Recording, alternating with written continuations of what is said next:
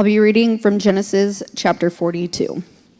When Jacob learned that there was grain in Egypt, he said to his sons, "Why do you just keep looking at each other?" He continued, "I have heard that there is grain in Egypt. Go down there and buy some for us, so that we may live and not die." Then 10 of Joseph's brothers went down to buy grain from Egypt. But Jacob did not send Benjamin, Joseph's brother, with the others, because he was afraid that harm might come to him. So Israel's sons were among those who went to buy grain, for there was famine in the land of Canaan also. Now Joseph was the governor of the land, the person who sold grain to all its people. So when Joseph's brothers arrived, they bowed down to him with their faces to the ground. As soon as Joseph saw his brothers, he recognized them, but he pretended to be a stranger and spoke harshly to them. "Where do you come from?" he asked. "From the land of Canaan," they replied, "to buy food." Although Joseph recognized his brothers, they did not recognize him. Then he remembered his dreams about them and said to them, "You are spies. You have come to see where land is unprotected." "No, my lord," they answered. "Your servants have come to buy food. We are all the sons of one man. Your servants are honest men, not spies." "No," he said to them, "you have come to see where our land is unprotected." But they replied, "Your servants were 12 brothers and the sons of one man who lives in the land of Canaan. The youngest is now with our father, and one is no more." Joseph said to them, "It is just as I told you, you are spies, and this is how you will be tested. As surely as Pharaoh lives, you will not leave this place unless your youngest brother comes here. Send one of your number to get your brother. The rest of you will be kept in prison so that your words may be tested to see if you are telling the truth. If you are not, then as surely as Pharaoh lives, you are spies." And he put them all in custody for 3 days. On the third day, Joseph said to them, "Do this, and you will live, for I fear God. If you are honest men, let one of your brothers stay here in prison, while the rest of you go and take grain back for your starving households.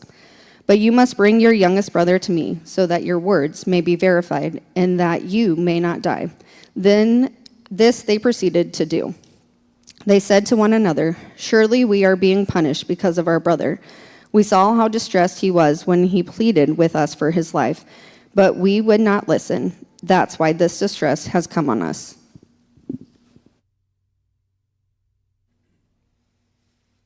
Well, I just want to let you guys know that the person that we were just praying for is awake and talking and being cared for. So just so we can all be thankful for that and just continue to pray that the people that are caring for him are doing a great job. And what we're going to do now is we're going to dive into the conclusion of this series we've been in for. This is the third part. We've called it Painful, because I've just acknowledged what you already know, is that the world is painful. And oftentimes that makes us ask, why is the world so full of pain? And where is God in all of that? And we've been looking at the last part of Genesis, the life of Joseph. Joseph was a gifted young man who had been given a dream. And the dream that he had been given angered his brothers because it foretold how he would be elevated over them and they would be bowing to him. They did not like being told that about their younger brother. And on top of that, Jacob, the father, obviously favored Joseph. That's why he gave him the special coat that he wore around. And every time they saw it, they hated him. And one day, they had an opportunity and they plotted together to, well, first kill him, but then they came to their senses and just sold him as a slave. And on his way down to Egypt, he went. And he was bought by a wealthy man, and Joseph did well, but Joseph was lied about. He was falsely accused, and then he was thrown into prison, and then Joseph did well in prison.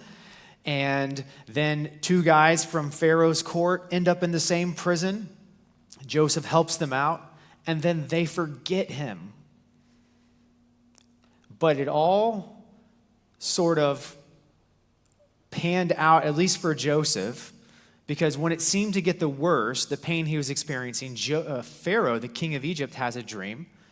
And then the guy in his court that he helped remembered, oh, I know a guy who can interpret your dream and help you, Pharaoh. And so here comes Joseph, and Joseph interprets the dream, which foretells the next 14 years, 7 years of grain harvest, plenty, and 7 years of famine. And then Joseph also instructs Pharaoh how to take care of it. And Pharaoh is so impressed that he says, you are the wisest person I've talked to, and now you're going to be in charge of this plan to save Egypt, and the whole world is going to come to us to survive this great famine that you have told my dream foretold. And so now Joseph is second in command. He's operating as the chief of this plan over the food for the whole world. And who shows up in front of him? Well, here are his brothers, because the famine has hit, and they're bowing at his feet, completely dependent on him. The ones who caused Joseph all the pain of nearly 20 years now are bowing, dependent on him for survival. And in verse 8 through 9 of some of the section we just read, although Joseph recognized his brothers, they did not recognize him. Then he remembered his dreams about them, and he's right there, seeing what he saw so long ago happening. Now, can you imagine the pain that Joseph was feeling in this moment? Seeing the ones who caused all this pain in his life. Almost 20 years that he's never going to get back. He's had to endure so much pain. And that's what we've been talking about in our series is how every single one of us is going to have to endure some of the painful realities of this world, chosen and unchosen. So how do we endure the pain? How do we endure the pain? Because we're going to see the conclusion of this drama with how they endure the pain, and we're going to learn some lessons. But first, I want to just share with you 4 varieties of pain that you and I are going to encounter in the world. And these are shared by Tim Keller in his book, Walking with God Through Pain and Suffering. And the first kind of pain that you and I will encounter in this world is the pain that we bring on ourselves. There's a kind of pain that you receive because you make poor choices, and it causes pain. It's a suffering. There's the suffering of betrayal that we experience. It's when others hurt us, when others miscare for us, when others do things to us. And then there is the pain of loss, when we lose something, when we're grieving a loss. And then there's the pain of mystery, when we're going through something difficult and we can't really see why. It's just a really hard season, a really hard circumstances of events that seems unexplained.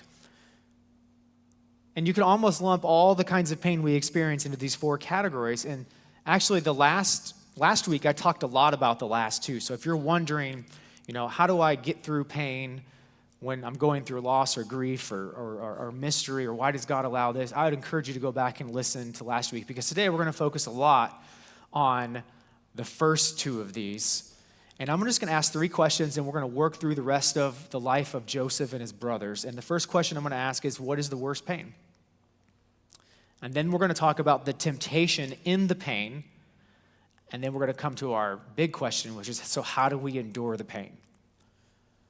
Maybe you've heard of the Titan Atlas. You've definitely heard of an atlas, but why do we even call it an atlas? Well, the name Atlas comes from Greek mythology, and there was this rebellion by the Titans against the gods.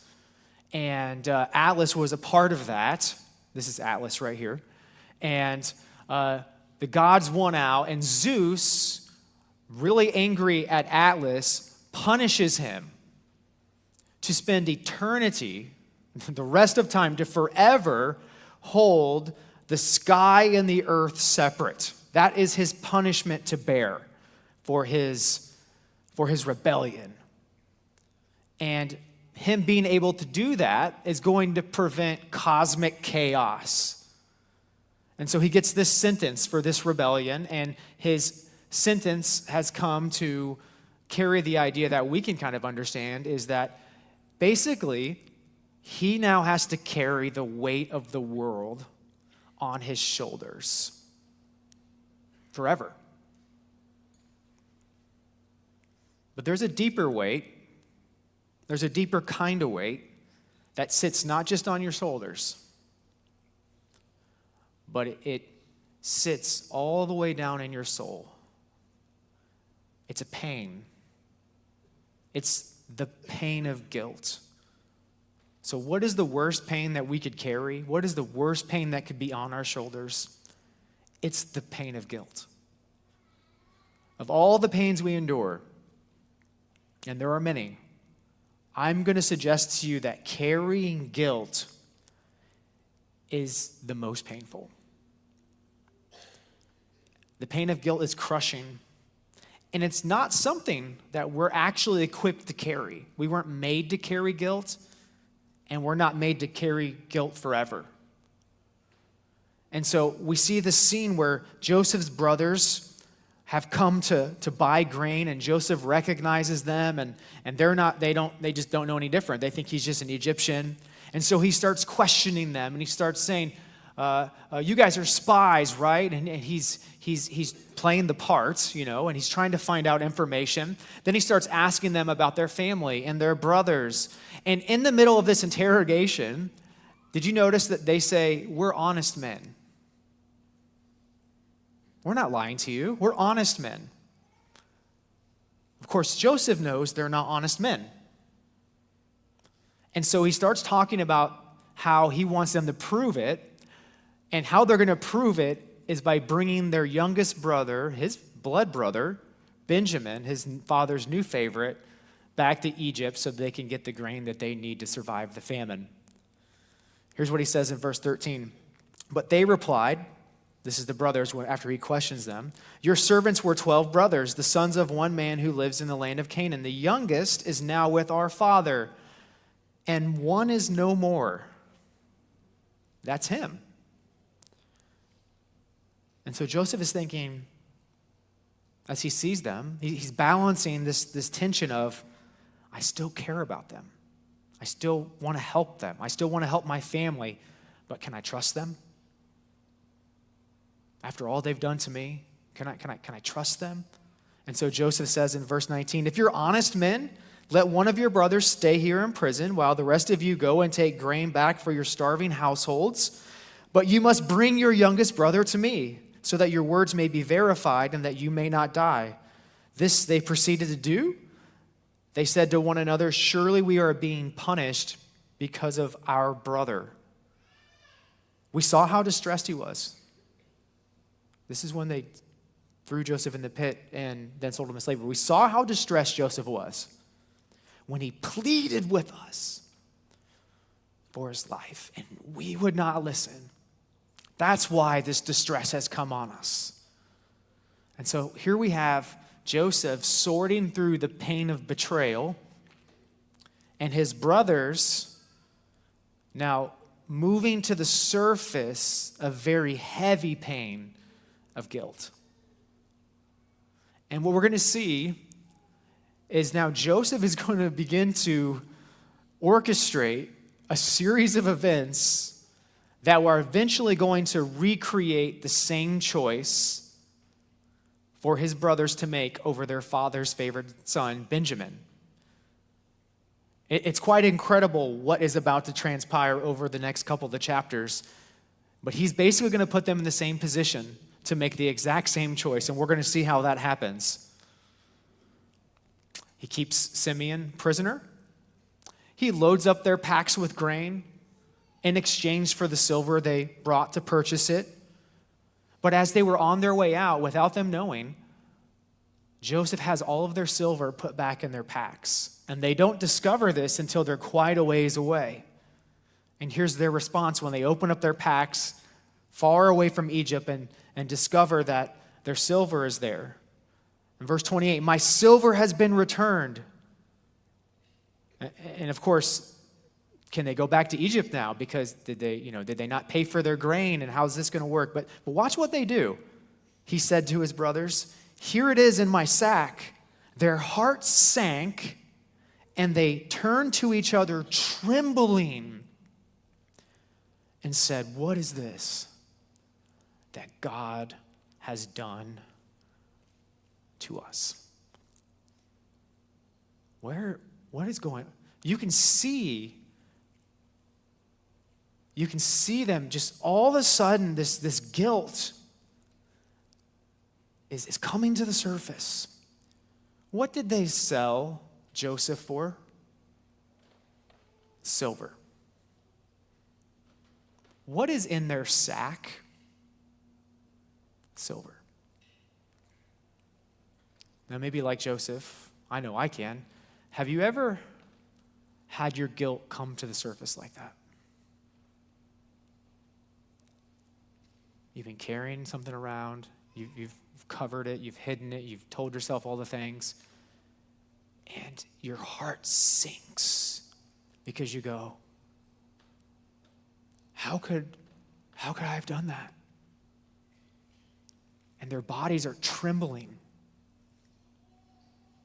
Have you ever felt the weight, the spiritual and the physical weight of your guilt? See, when we choose to sin, it's never a one and done. What we're doing is we're placing something in our sack, and then we have to carry that with us everywhere we go. And that weight can be blocked out, but ultimately will come to the surface because it is so crushing, it is so heavy. When the weight of sin comes to the surface of your heart, my opinion, that is the worst pain that any human being can experience. Is when you know that you're guilty and that you've caused pain. And there's nothing you can do to make that feeling go away. So when you're feeling the pain of guilt, here's what we need to do. We need to search our hearts. We need to look inside the sack and figure out what's going on in us. And David does a great job of this in Psalm 139. So let me read a few verses here. It says about God. He's talking about God. He says, you have searched me, Lord, and you know me. You know when I sit and when I rise. You perceive my thoughts from afar. You discern my going out and my lying down. This should make us all tremble. You are familiar with all of my ways. You, before a word is on my tongue, you, Lord, know it. You know it completely. You hem me in behind and before, and you lay your hand upon me. Such knowledge is too wonderful, too weighty, too heavy for me, too lofty for me to attain. What is David telling us in this psalm?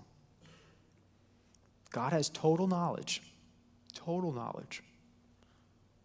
He's intimately familiar with everything in your heart. He knows where you've been. He knows what you've done. He knows what you've condoned. He knows what you've conspired in. He knows what you've thought of doing. He knows what you've actually carried out. God also knows what you've carried in your soul all these years. And he also knows what you have tried to yourself cover up, defend, and justify. See, David says, he has searched us. The search has already happened. He knows everything. And so here's David's response at the end of the psalm. He says, search me, God, and know my heart.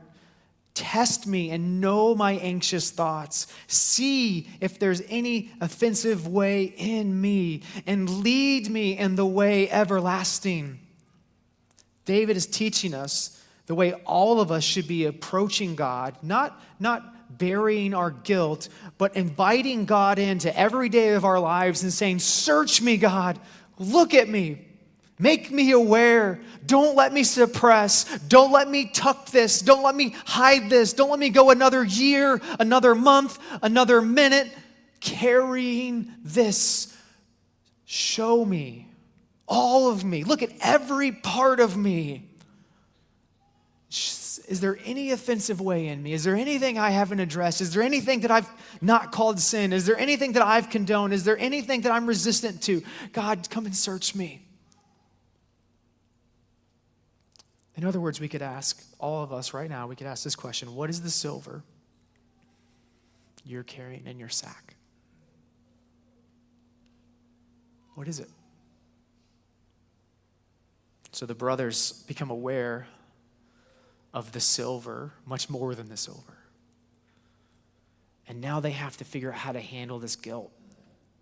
And so they go back home and they tell Jacob everything that happened.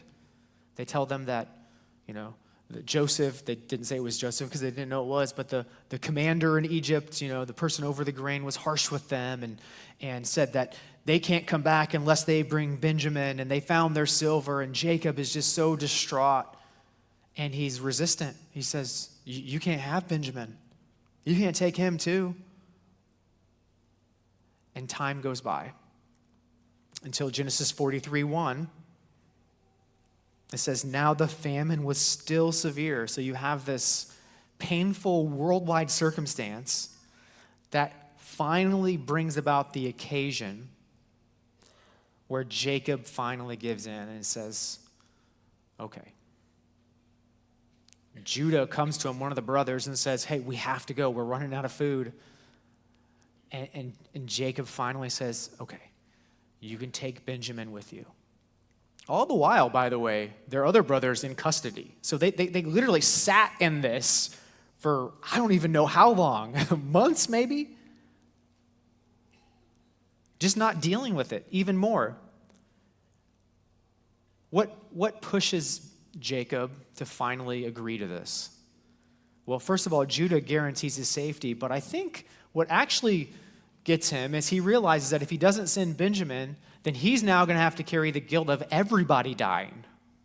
And so finally, he doesn't want to be responsible for his, I'm favoring one son to cause everyone to die. And so he says, he kind of comes to this place of surrender and says, just go. Just go. So they head back to Egypt with extra provisions, and they go before Joseph. Joseph brings Simeon out, and they all have dinner. And there's a very emotional dinner. There's a couple of times where Joseph has to excuse himself. And then he sends them on their way with the provisions. But one last test is as they're all leaving, all the brothers, he puts his own silver cup into Benjamin's bag, the new favored son. And as they're leaving town, he sends soldiers to come and say, accuse them. And they look in all the bags, and finally they find this cup.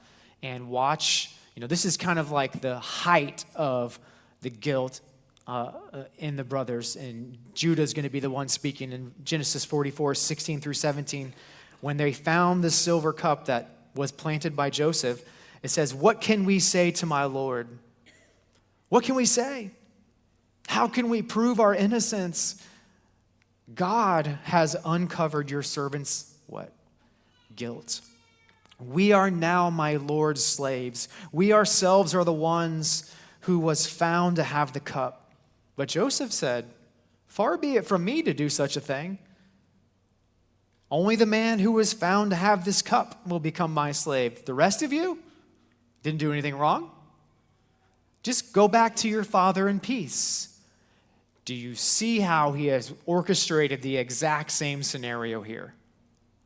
They can go on their way in peace and leave daddy's favorite behind. They are completely uncovered. They're so aware of what they've done in the past. And they know they're not innocent. And they know Benjamin has not really done this. They know it's because of what they've done. And so, how can they go in peace? They tried that. And watch what Judah says. It's amazing. Verse 32 and 34 of chapter 44. Your servant guaranteed the boy's safety to my father. I said, if I do not bring it back to you, I will bear the blame before you, my father, all my life. Now then, please let your servant remain here as my Lord's slave in place of the boy.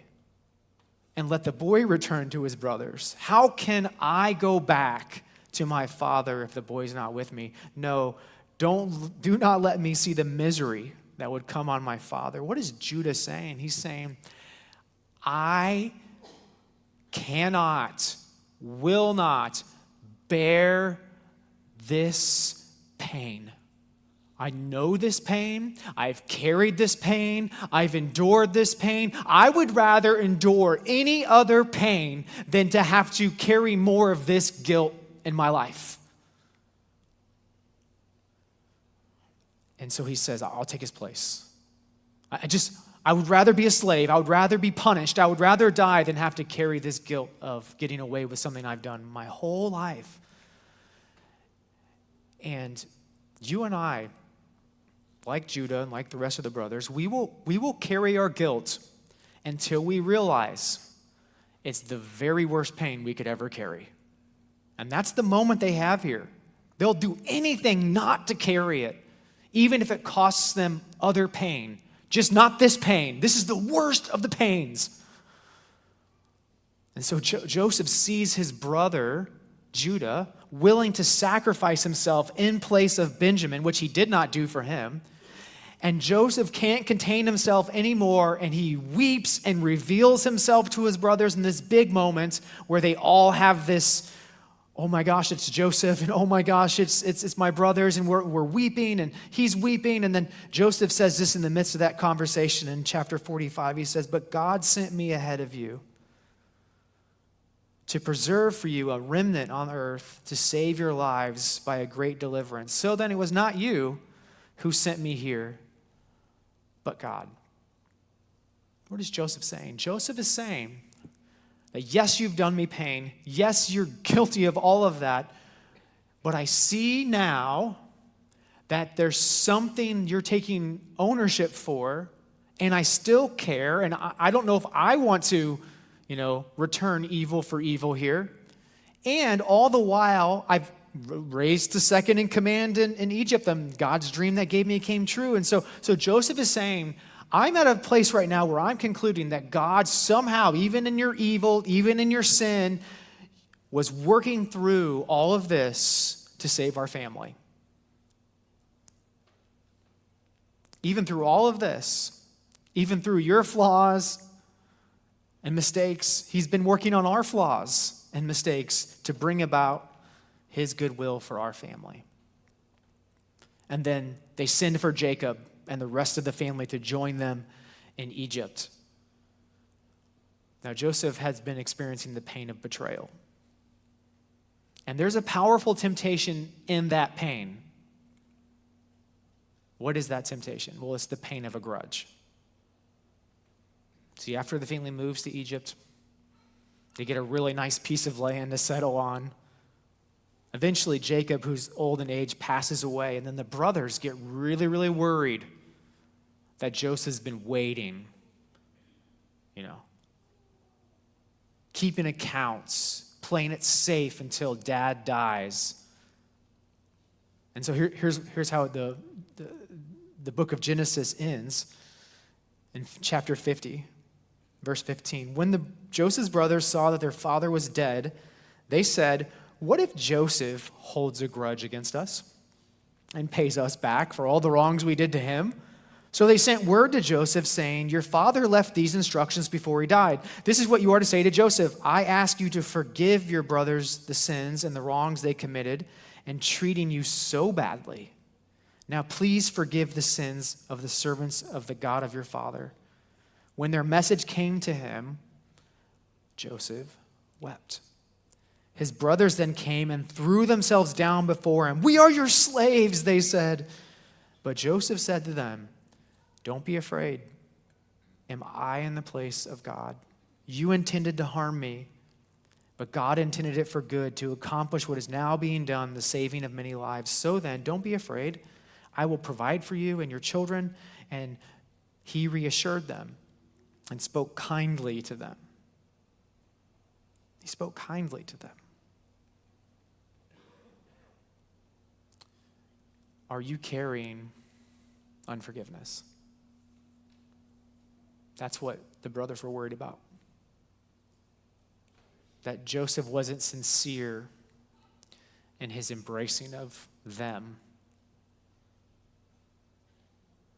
It's dangerous for you when you withhold forgiveness.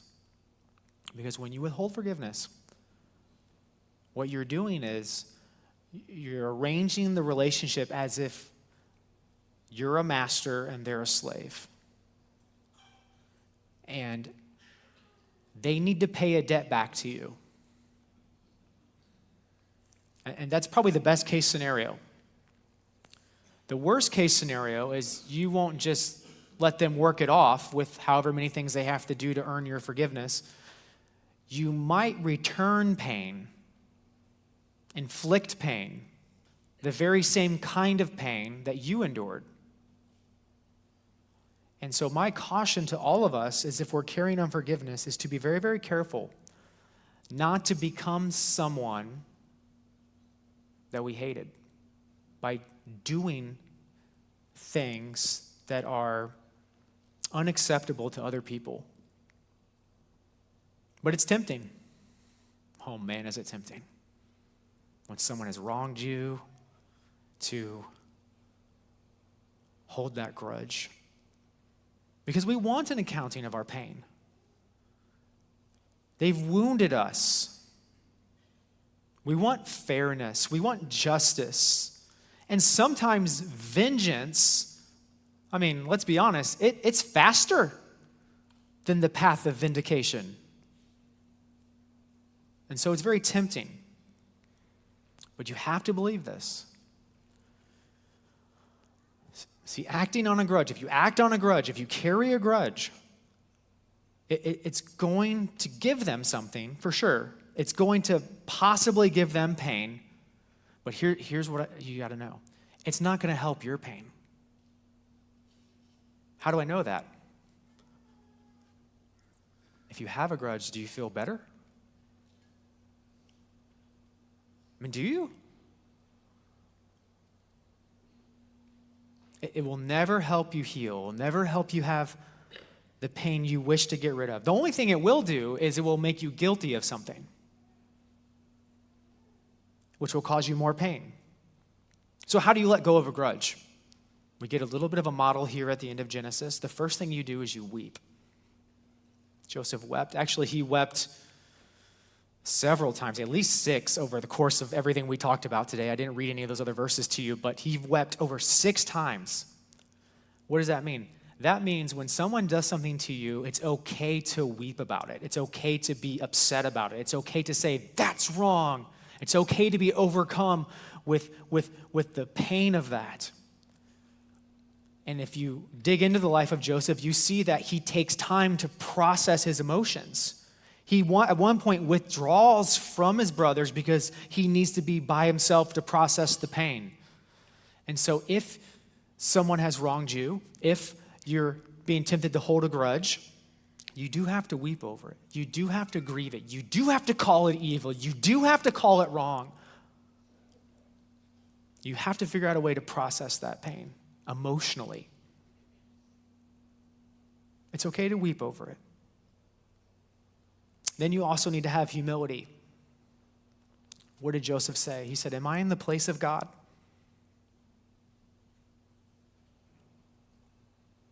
What's he saying? He's saying, I don't deserve this throne of judgment. I don't deserve to be the one to bring about the pain and the consequences. And he humbles himself. He recognizes that although vengeance is tempting and it might feel good for a moment, that vindication and doing the right thing might be slower, but ultimately it's going to feel better. There's a verse where Jesus says, I think it's in Luke chapter 6, where he says, cautions us in our judgment of others, be careful how you judge others, because by the measure you use will be measured back to you. And so if we want to get into this grudge thing and what people deserve, be careful, because the measure you use to judge others is the same measure that's going to be used to you. And so that's what Joseph is saying here. He's like, if that measuring stick was held up to me, I know I fail. I know I deserve to be, condemned, to be guilty of something. And finally, it's important that you can't just, acknowledge the evil and weep about it and process it and have a humble place. You also have to do good. That's what Joseph says here at the end. He says, hey, he reassures them. That's doing good for the person. He then says, I'm going to provide for you. I'm going to use the power and the authority and the resources available to me to provide, to do good things for you and your family. It's interesting that he says, and your family. So you might be upset at someone. It's weird how the family gets brought into that sometimes. Where now you're mad at the whole family. And he's saying, no. I'm going to provide for you, and I'm going to provide for your family. And then it finishes. Do you remember this part? He says, and he spoke kindly to them. Do you remember his brothers couldn't even speak kindly of him before they sold him? Do you remember that detail? This is an intentional thing here. He's saying that he chose to do good despite what they've done. I like what it says in Hebrews chapter 12, verse 10. It says, God disciplines us for our good in order that we may share in his holiness. No discipline seems pleasant at the time, but painful. Later on, however, it produces a harvest of righteousness and peace for those who have been trained by it. See, there's a path to peace in the pain, and it's not easy. It's painful. But there is a harvest of righteousness. There is a place of peace if we're able to admit our guilt and also let go of the grudge. So how do we endure the pain of both of those things, or any pain? How do we endure the pain? Because you still have to endure it. Well, we need the path of grace. It's a plan for us on how to move forward, especially in relational pain. See, Joseph is able not to take up a grudge because he really believes in the plan and the path of grace. In verse 20, he said, you intended to harm me, but God intended it for good. He's saying that I know you intended evil, but somehow God's grace and power and goodness was working through all of that. Paul writes it similarly in Romans 8:28. He says, and we know that in all things God works for the good of those who love him, who have been called according to his purpose. See, many someones have tried to count the coincidences in the life of Joseph, and you've probably seen so many.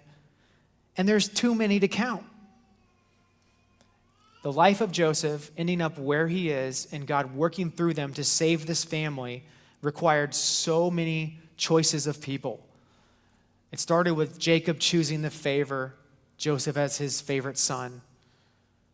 And it led to Jacob saying, hey, go check on your brothers. And so Joseph went to check on his brothers. And they weren't where they thought they were. And Joseph just so happened to be by someone who overheard where they went, and so he was able to find where they were. And if they had been as far as he found out they were, maybe Jacob would have never sent him, but nevertheless he did. And there they see him, and they plot to kill him. They throw him in a cistern, and somehow Reuben, the one that was defending him, slips away.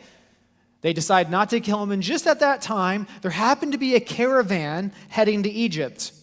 And they sell him to slavery. And then once he gets to Egypt, it just so happens that the person that buys him as a slave is a high-ranking person that when he's thrown in prison later, it's the palace prison where he meets the two guys that Pharaoh sends to prison to interpret their dreams, that they forget him, and then later when Pharaoh has a dream, he hears of him.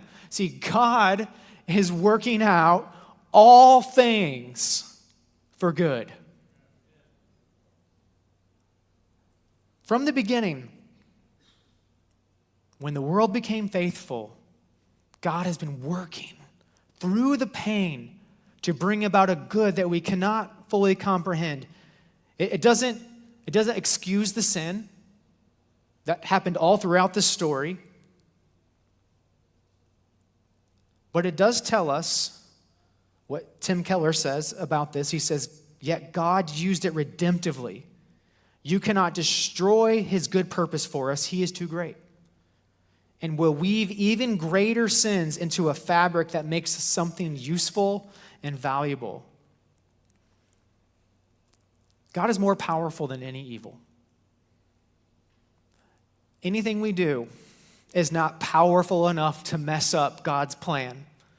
No one is that powerful. No thing is that powerful. Not your mistakes, not their mistakes. God uses all that pain. Even if I don't choose right, he's working. It doesn't excuse it, but he helps formulate a path to endure it. Romans 8:38-39 says, for I am convinced that neither death, nor life, nor angels, nor demons, neither the present, nor the future, nor any powers, neither height, nor depth, nor anything else in all creation will be able to separate us from the love of God that is in Christ Jesus our Lord. He's working in all things. And Joseph, even as he's speaking, he doesn't see the full plan. He understands that God has worked it out to save his family from famine. But there's so much more going on. You see, because Joseph dies, and so does the Pharaoh who favored him. And the next Pharaoh reigns, and he hates the Hebrews, and he enslaves them. And that happens for 400 more years of pain to endure.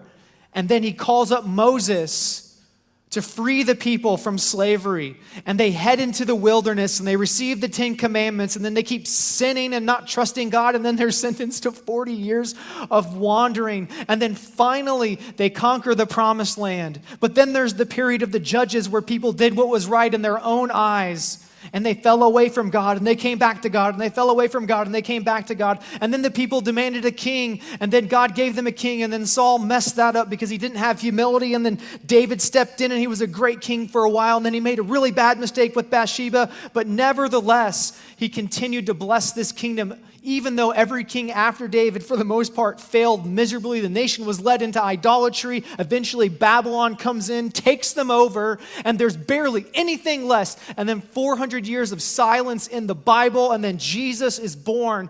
And then at just the right time, at the hands of the Roman Empire and the betrayal of his Jewish brothers, the worst thing happens to the best possible person. And none of that is by accident. Because God, even through the evil that has been done, is somehow working a plan. He's somehow working a plan to save us from evil, from our own sin.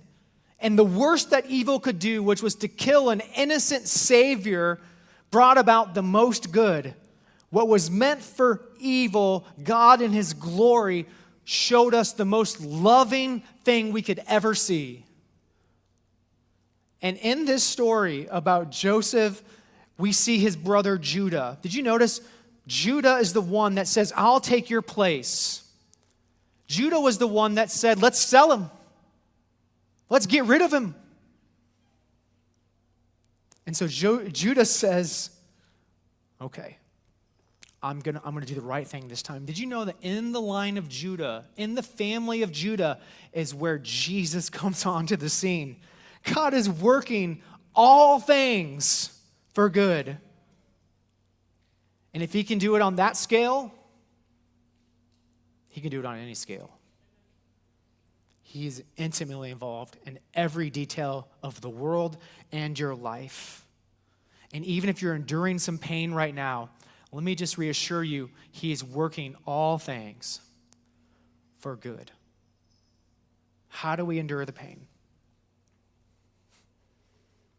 The only thing I know to give you is the greatest resource I can give you, and it's the very promise of Christianity. It's how Christianity stands apart from every other religion, every other faith, every other attempt at making peace with the soul and life. and it's how we understand what Jesus has done. See, Jesus has endured the worst pain in your place. We can endure the pain we experience in this world because we know that we don't have to carry the worst pain. Joseph says, hey, am I in the place of God? And he refuses to hold judgment over his guilty brothers. And God does the same thing. He leaves his place of judgment and he places his judgment on Jesus. What is the worst pain? The worst pain is never knowing the love and the grace of God. That he has saved you from the worst pain. That you don't have to carry your guilt. That you can have peace in this life, forgiveness and freedom. You don't have to carry the weight of guilt and sin and shame. That God can redeem every wrong, even the worst you've done in your story. He can work it for good, and he's going to pay back every injustice. There is always a purpose in the pain. Why is the world so painful? Sin caused the pain. God uses the pain, and Jesus carried the pain.